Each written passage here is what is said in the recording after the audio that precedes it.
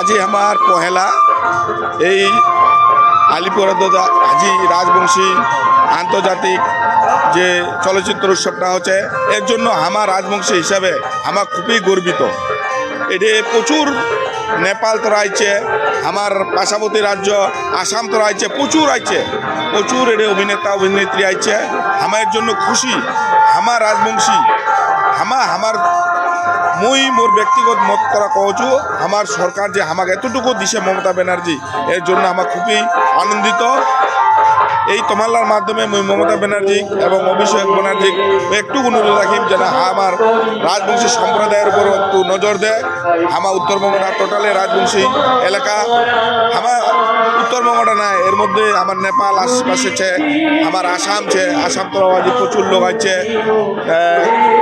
নেপাল তোরা প্রচুর লোক আছে, আমাও আছে শিলিগুড়ি তোরা।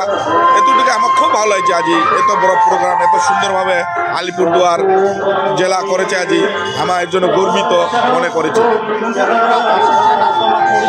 আমার আছি দার্জিলিং ডিস্ট্রিক্ট তোরা, আমার পরিচয় আছে আমার রাজবংশী ক্ষত্রিয় সমিতির সদস্য।